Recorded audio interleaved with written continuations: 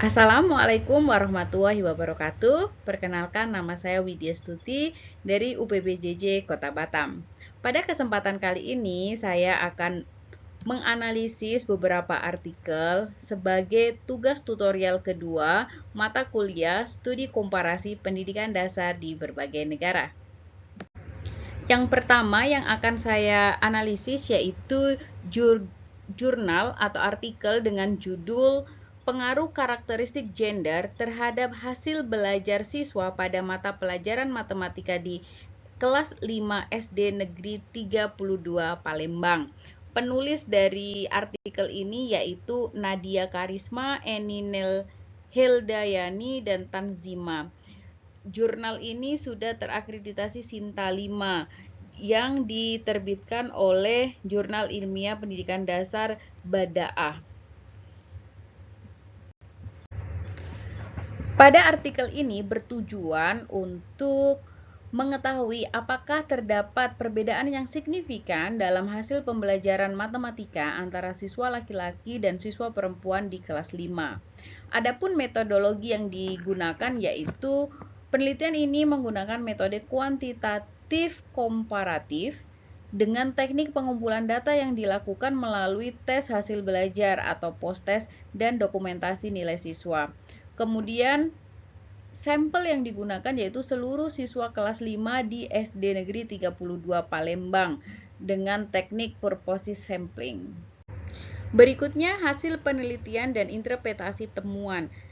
Dari penelitian ini didapati hasil yaitu rata-rata nilai post-test siswa perempuan yaitu 85,21, sedangkan rata-rata nilai post-test siswa laki-laki yaitu 71,79. Dengan hasil uji t-test yang menunjukkan adanya perbedaan signifikan antara siswa laki-laki dan siswa perempuan, sehingga dapat disimpulkan bahwa karakteristik gender dapat mempengaruhi hasil belajar matematika di jenjang sekolah dasar. Untuk itu, penelitian ini menunjukkan bahwa siswa perempuan dalam konteks ini adalah di sekolah tersebut memiliki prestasi matematika yang lebih tinggi dibandingkan dengan siswa laki-laki. Sehingga disarankan agar guru dapat tidak membuat lagi generalisasi atau pembatasan peran berdasarkan gender dalam pembelajaran matematika, namun memperhatikan karakteristik individual dan sosial yang dapat berpengaruh pada hasil belajar siswa. Selanjutnya, saya akan sedikit menceritakan tentang keterkaitan artikel dengan pengalaman saya mengajar. Saya mengajar di Sekolah Globe Nasional Plus Kota Batam. Di sekolah saya, kami sudah berusaha semaksimal mungkin untuk melakukan pendekatan terhadap kesetaraan gender ini, sehingga kami berupaya untuk mengintegrasikan secara menyeluruh dalam proses pembelajaran maupun kegiatan sekolah. Jadi hal-hal yang menonjol saya rasa bisa untuk kita bahas. Yang pertama yaitu pembelajaran setara. Misalnya, pada pembagian kelompok belajar di kelas tidak lagi menggunakan berdasarkan gender, sehingga seluruh siswa memiliki kesempatan yang setara dalam belajar kolaboratif. Ini sesuai dengan rekomendasi artikel bahwa pembelajaran tidak boleh dibatasi oleh stereotip gender, karena perbedaan prestasi bukan disebabkan oleh faktor biologi semata, melainkan faktor lingkungan dan pengalaman belajar. Kemudian yang kedua yaitu peluang bakat dan potensi. Siswa laki-laki maupun siswa perempuan kita dorong untuk mengembangkan potensi mereka di bidang akademik maupun non-akademik. Jadi semua siswa memiliki kesempatan yang sama dan juga difasilitasi untuk mengembangkan potensinya mereka masing-masing. Ini menunjukkan bahwa sekolah telah menerapkan praktik pembelajaran inklusif berbasis gender yang sangat sesuai dengan pendekatan yang disarankan dalam artikel tadi. Kemudian yang ketiga yaitu partisipasi dalam kegiatan sekolah. Pelibatan seluruh siswa dalam tugas-tugas seperti gotong royong, piket kelas, dan menjadi petugas upacara juga dibebankan ke anak yang sama atau semua anak memiliki tanggung jawab yang sama baik laki-laki maupun perempuan. Nah, hal ini mencerminkan nilai-nilai kesetaraan tanggung jawab. Hal ini juga memperkuat bahwa lingkungan sekolah tidak hanya adil secara akademis, tetapi juga secara sosial. Kemudian yang keempat yaitu keterlibatan orang tua tanpa bias gender. Orang tua di sini dalam artian baik ayah maupun ibu, orang tua laki-laki maupun orang tua perempuan. Nah, melibatkan orang tua ini misalnya dalam bentuk ayah maupun ibu sama-sama tergabung dalam grup kelas.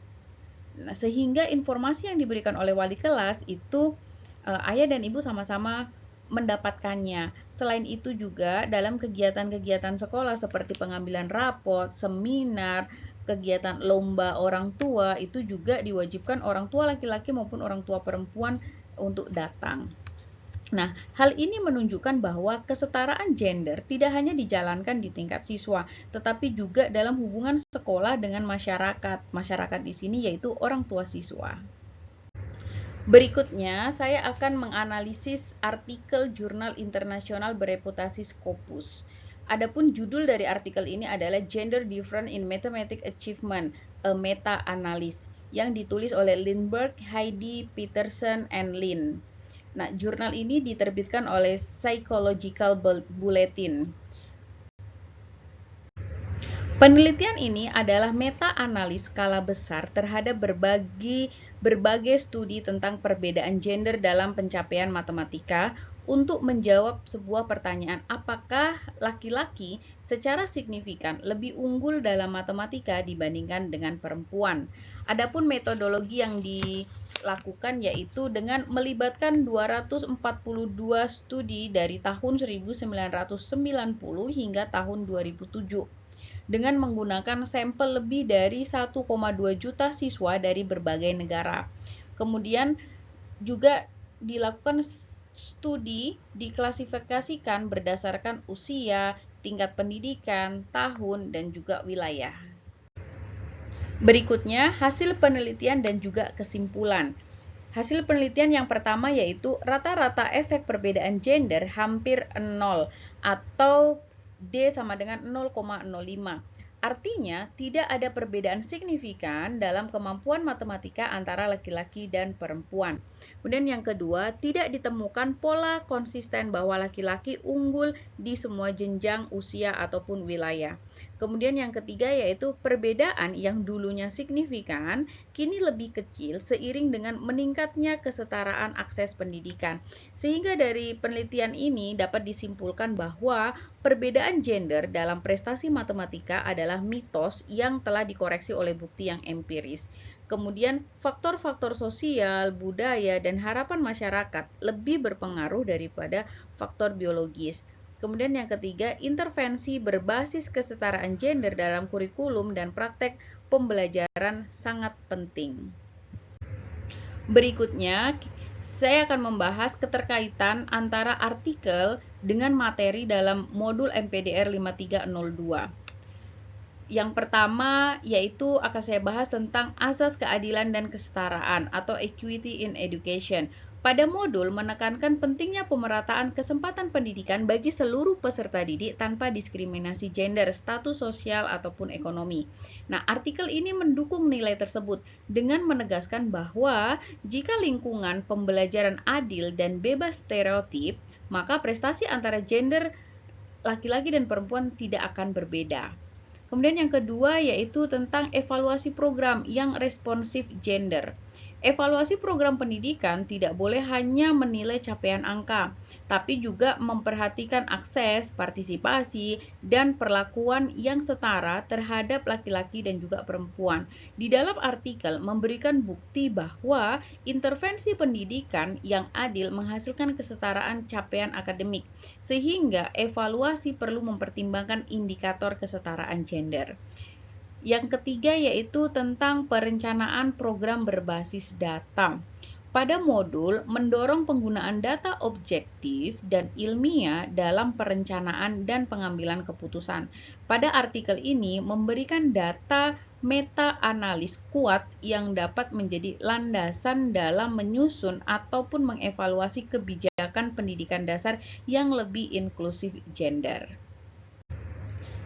Demikian pemaparan dari saya. Semoga apa yang telah saya sampaikan dapat diambil bagusnya oleh Bapak Ibu sekalian, sehingga dapat menginspirasi kita semua untuk menjadi pendidik yang lebih baik lagi, bisa memfasilitasi anak didik kita tanpa membedakan gender laki-laki maupun perempuan. Saya mohon maaf apabila ada kata-kata saya yang kurang berkenan atau kurang tepat. Terima kasih. Wassalamualaikum warahmatullahi wabarakatuh.